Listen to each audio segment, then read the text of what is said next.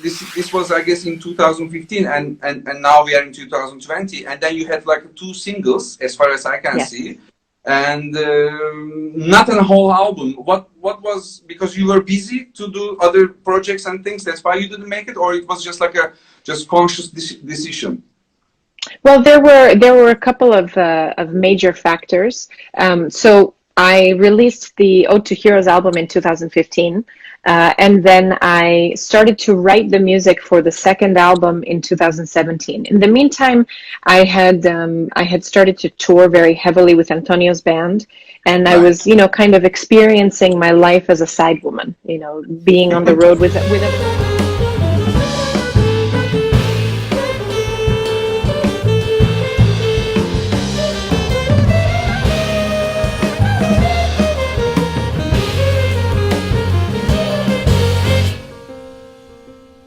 bands, not only with Antonio's band, but with other bands, and starting my own projects here in New York City. And so, it was interesting just kind of seeing the different things that I could do. And I didn't feel like I had the message or the story yet for the next record that I wanted to do. In 2017, I went to the Women's March in Washington, D.C. The march's wide-ranging policy platform advocated for economic justice for women, keeping abortion access safe and legal, immigration reform, police accountability, union rights, sex worker rights, and environmental protection. Women matter.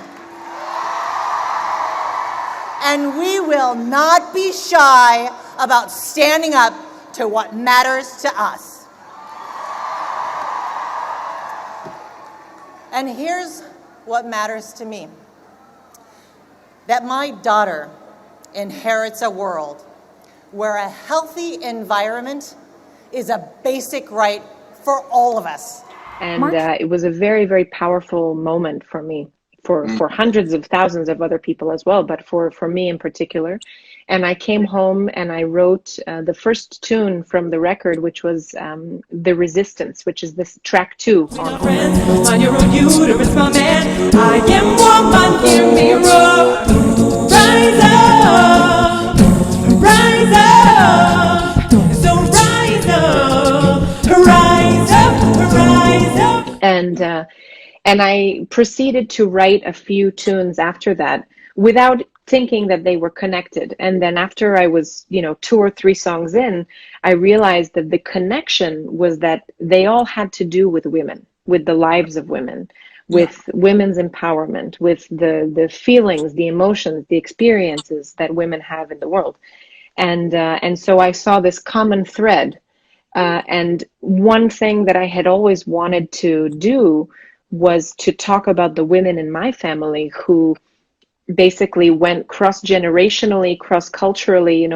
I was born an American citizen, but that's only because my parents were immigrants and came to the States, after they escaped communism and, basically made their lives here.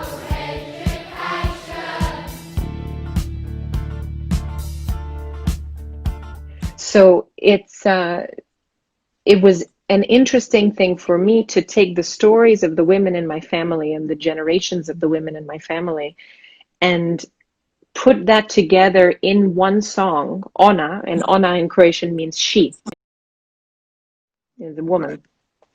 And so the idea was basically to take their stories, use English and Croatian language to build that song, because of the fact that with the 2 women in my life whose stories are featured heavily, my mother and my grandmother, I speak with them both English and Croatian. And so it was really their teachings in the languages in which we speak, put together in this very Balkan sounding harmonic and rhythmic structure. And it was just my way to pay tribute to them. Yeah.